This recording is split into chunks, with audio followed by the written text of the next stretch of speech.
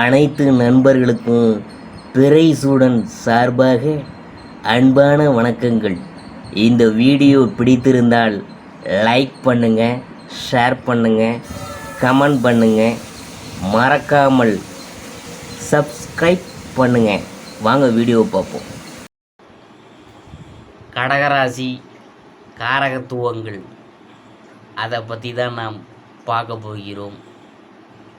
கடகராசி காலபுருஷனுக்கு 4வது ராசி. இதன் பாகை 90 முதல் 120 வரை இருக்குது. இது ஒரு நீர் ராசி, இரட்டைப்படை ராசி மற்றும் பெண் ராசி.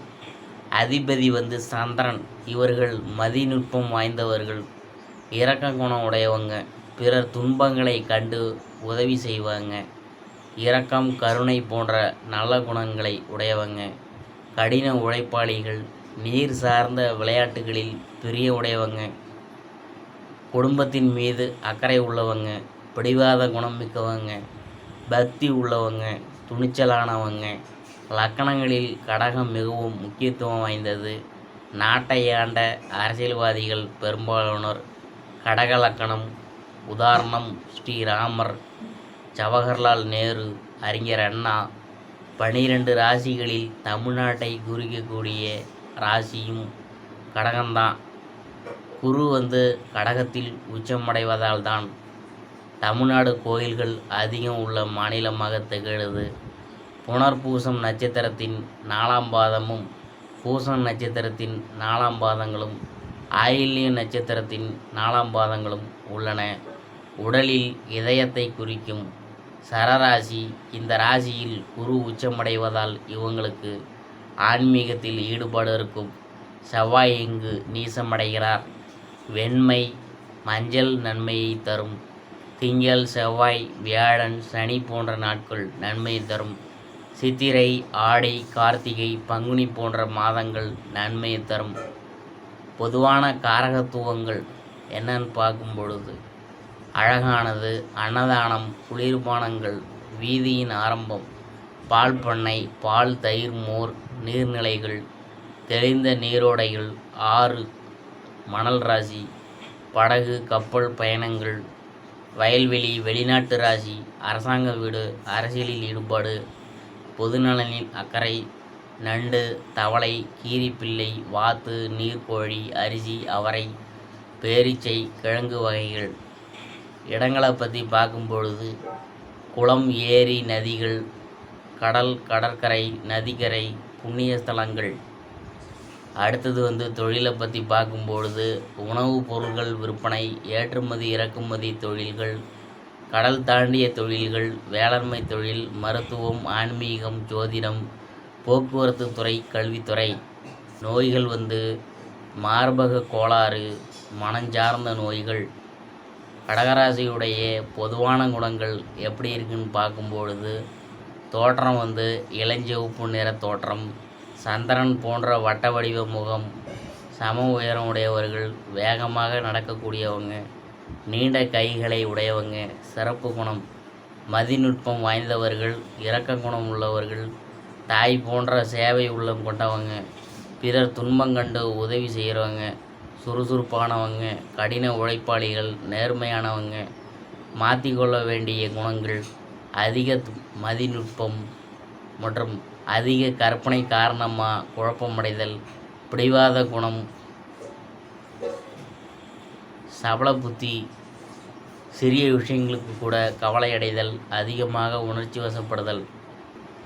கடகராசியின் பொதுவான பாவ பலன்கள்.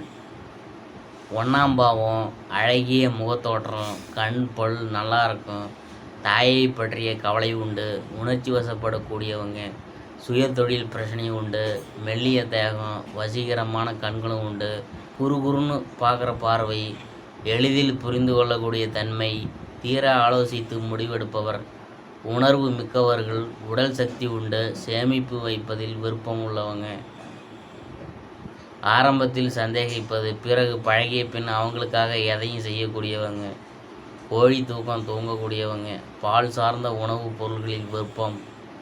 அடுத்தது நாம் பார்க்க போகிறது 2ஆம் பாவம். பிரம்மாண்ட பேச்சு, தற்பெருமை அதிகம், பேசுவதில் விருப்பமுடையவர், குடும்பத்தின் மீது அக்கறை உடையவர், முன்கோபம் உண்டு, பிறந்த பின் குடும்ப வளர்ச்சியடையும், கொடுத்த வாக்கை தவறமாட்டார், அதிக செலவு அளிப்பவர், கண்ணாடி அணியக்கூடியவர், திருமணத்துக்காக அதிகம் செலவு செய்யக்கூடிய சூழ்நிலை உண்டாகும்.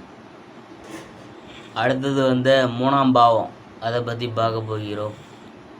விரல்களில் சேதம், சகோதரனால் விரயம், இஎன்டி பிரச்சனை உண்டு, கம்யூனிகேஷன் பிரச்சனை இருக்கும், சகோதர சகோதரிகள் உறவு ஒத்து வராது, பதவிக்காக வேலையை கஷ்டம் வராமல் செய்யக்கூடியவங்க, பிறருக்கு உதவி செய்யக்கூடியவங்க, சீட்டு இவற்றில் ஏமாறும் சூழ்நிலை உண்டாகும், கமிஷன், ஏஜென்சி, கான்ட்ராக்ட் போன்றவற்றில் ஆதாயம் உண்டு, வாகன யோகம் உண்டு, பக்கத்து வீட்டு பிரச்சனை உண்டு, பேச்சில் ஒரு கம்பீரம், ஆணவம் தெரியும். அடுத்தது 4ஆம் பாவம், வீடு, சொத்து, வாகன யோகம் உண்டு, தாயிடம் அதிக பாசம் உடையவங்க, கருத்து வேறுபாடு உண்டு, அவசர புத்திகாரன், நேரத்தை வீணாக கழிக்க மாட்டாங்க, பிறந்த பின் குடும்ப மலர்ச்சி, வெளிநாட்டு யோகம் உண்டு, அரசியல் அரசாங்க தொடர்பால் ஆதாயம் உண்டு, கல்விக்கு தடை உண்டு, ஆடம்பரமான வாழ்க்கையை விரும்பக்கூடியவங்க. அடுத்தது 5ஆம் பாவம், குழந்தை தாமதம் அல்லது பிரிந்து வாழுதல், கோயில் கணக்கு பார்க்குறவங்க, குலதொழில் நல்லது, சோதிடம் நன்று, ஜீவ சமாதி வழிபாடு நல்லது, வீடு சொத்து விற்றல் லாபம் உண்டு, பேரும் புகழும் வந்து சேரும், தாத்தா பிரபலமாக இருப்பார், தாத்தாவுக்கு ஆயுள் உண்டு, விருப்ப திருமணம், குலதெய்வ வேட்டைக்கார தெய்வமாக இருக்கும், குழந்தைக்கு விபத்து கண்டம் ஏற்படும், மாமனார் புகழ் பெற்றவராக இருப்பார். அடுத்தபடியாக நாம் பார்க்க போகிறது 6ஆம் பாவம். கடன் வாங்குதல் கூடாது, ஜாமீன் போடக்கூடாது, உத்தியோகம் தேடி வரும், யூரின் பிரச்சனை ஏற்படும், உடல் சார்ந்த நோய்கள் வந்து சேரும், முதுகெலும்பு சார்ந்த பிரச்சனைகள் உண்டு, கடன் அவமானம் பிரச்சனை உண்டு, தலைமை பதவி தேடி வரும், வாடகை வருமானம் உண்டு, வாயு மலச்சிக்கல் போன்ற பிரச்சனைகள் ஏற்படும். அடுத்தது 7ஆம் பாவத்தை பற்றி நாம் பார்க்க போகிறோம். திருமணம் தடை தாமதம் ஏற்படும், கடினமாக உழைக்கக்கூடிய வாழ்க்கை துணை அமையும், வீட்டில் மனைவி ஆதிக்கமே ஓங்கி இருக்கும், நண்பர்கள் மாறிக்கொண்டே இருப்பாங்க, நண்பர்களுக்காக பிரச்சனையில் முதலில் நிற்கிறவங்க நீங்கள் தான், மனைவியால் ஆதாயம் இல்லை, பதவி உயர்வு தேடி வரும், கூட்டாளிக்கு தொழிலை விட்டு கொடுப்பீங்க, வாழ்க்கை துணை படித்தவராக இருப்பாங்க. அடுத்தபடியாக நாம் பார்க்க போகிறது 8ஆம் பாவம். பழைய பொருள்களை விரும்பி வாங்கக்கூடியவர், அவற்றால் ஆதாயம் உண்டு, நீரில் கண்டம் உண்டு, மனைவி வழி உறவால் பிரச்சனைகள் ஏற்படும், நண்பர்களால் கஷ்ட நஷ்டங்கள் ஏற்படும், கடன் பிரச்சனை உண்டு, எல்ஐசி பிஎஃப் போன்றவற்றில் ஆதாயம் உண்டு, 2ஆம் குழந்தைக்கு கண்டம் உண்டு, மனைவி இனவாதியாக இருப்பார். அடுத்தது நாம் பார்க்க போகிறது 9ஆம் பாவம். பக்திமான், குருமேல் பக்தி உடையவர், தான தர்ம சிந்தனை உடையவர், பிறந்த பின் குடும்பத்தில் வளர்ச்சி உண்டு, தாய் தந்தையுடன் மிகுந்த பாசம் உடையவர், தந்தையால் அதிர்ஷ்டம் உண்டு, தந்தை அரசாங்க பதவியில் இருப்பார், தந்தையால் கடன் உண்டு, தந்தைக்கு வாடகை வருமானம் உண்டு, தந்தை ஆழ்ந்த மத நம்பிக்கை உடையவர், தீர்த்த யாத்திரை செல்லக்கூடியவர். 10ஆம் பாவத்தை பற்றி நாம் பார்க்க போகிறோம்.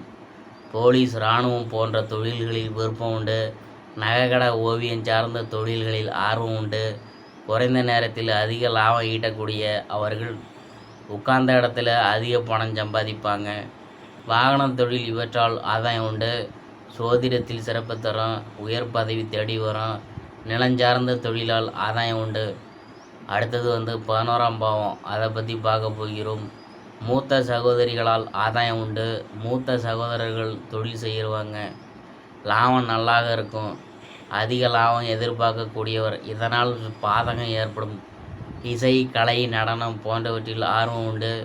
12ஆம் பாவம், அதை பற்றி பார்க்கும் பொழுது தூக்க பிரச்சனை உண்டு, இரவில் கண் விழித்து வேலை செய்தல், கண் பாதிப்பு உண்டு, வெளிநாட்டு யோகம் உண்டு, ஜோதிடத்தில் ஆர்வம் உண்டு, புதிய கலை மற்றும் இலக்கியத்தில் புதிய கருத்துக்களை உருவாக்கக்கூடியவங்க. கடகத்தில் நவகிரகங்கள் நிற்கிறதுனால ஏற்படும் பலன்களை பற்றி பார்க்க போகிறோம். கேது நிற்கிறதுனால ஏற்படும் பலன்கள். தாய்ப்பாசம் கிடைப்பதில்லை, தாயோடு கருத்து வேறுபாடு, கல்வியில் தடை, வீடு சொத்து அமைவதில் தடை தாமதம், சொத்தால் வம்பு வழக்கு உண்டு. சுக்கிரன் நிற்கிறதுனால ஏற்படும் பலன்களை பற்றி பார்க்கும்பொழுது, பயந்த சுபாவம் உடையவங்க, மனைவியால் சொத்து அமையும், அழகிய வீடு அமையும், விரும்பத்தகாத செயல்களை செய்யக்கூடியவங்க, அதிக குழந்தைகளை உடையவங்க, படிப்பாளிகள், உணர்ச்சி வசப்படக்கூடியவங்க, மன வாழ்க்கையில் பிரச்சனை உண்டு. சூரியன் நிற்கிறதுனால ஏற்படும் பலன்களை பற்றி பார்க்க போகிறோம். கல்வி கேள்விகளில் சிறந்தவங்க, தாய் தந்தை மீது பாசம் அதிகம், பூர்வீக சொத்தால் ஆதாயம் உண்டு, தீர்த்த யாத்திரையில் விருப்பம் உள்ளவங்க, இஎன்டி சார்ந்த பிரச்சனைகள் உண்டு.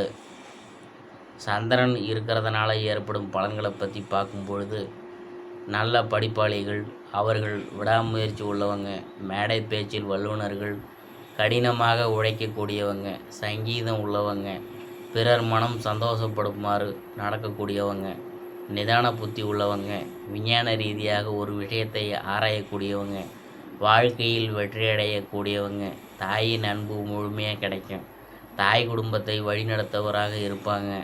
செவ்வாய் நிற்கிறதுனால ஏற்படும் பலன்கள்.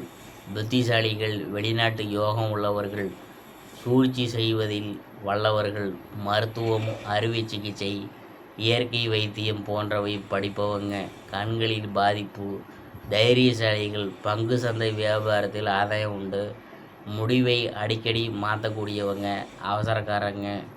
அடுத்தது ராகு நிற்கிறதுனால ஏற்படும் பலன்கள். தாயோடு கருத்து வேறுபாடு உண்டு, மனஞ்சார்ந்த பிரச்சனை உண்டு, திருமண வாழ்வில் பிரச்சனை, கல்விக்கு தடை, வீடு சொத்து அமைவதில் சிக்கல். நிற்கிறதுனால ஏற்படும் பலன்களை பற்றி பார்க்க போகிறோம். வீடு வாகன யோகம் உண்டு, பெருந்தன்மை உள்ளவங்க, பணக்காரங்க, பணம் சம்பாதிக்கிறதுல நிபுணத்துவம் பெற்றவங்க, கணக்கில் வல்லவங்க, படிப்பாளி, அரசியலில் பேரும் புகழும் பெறக்கூடிய யோகம் உண்டு, மன வாழ்வில் சந்தோஷமாக இருக்கக்கூடியவங்க, மாமனாரால் ஆதாயம் உண்டு. சனி நிற்கிறதுனால ஏற்படும் பலன்களை பற்றி பார்க்க போகிறோம். தனிமையை விரும்பக்கூடியவங்க, கடின உழைப்பாளிகள், பற்களில் நோய் உள்ளவங்க, எதையும் பொறுமையாக செய்யக்கூடியவங்க, தாயின் அன்பு கிடைக்காது, பிடிவாத குணம் மிக்கவங்க, நேர்மையானவங்க, இவரால் பிள்ளைகளுக்கு ஆதாயம் உண்டு. புதன் நிற்கிறதுனால ஏற்படும் பலன்களை பற்றி பார்க்க போகிறோம்.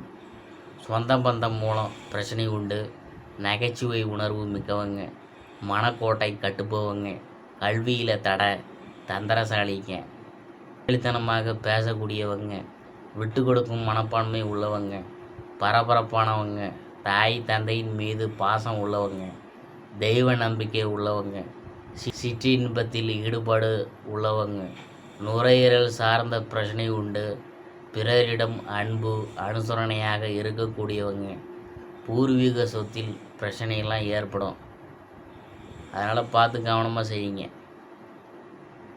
இது வரைக்கும் நாம் பார்த்தது கடகராசியில் காரகத்துவங்கள், அதை பற்றி தான் நாம் பார்த்தோம்.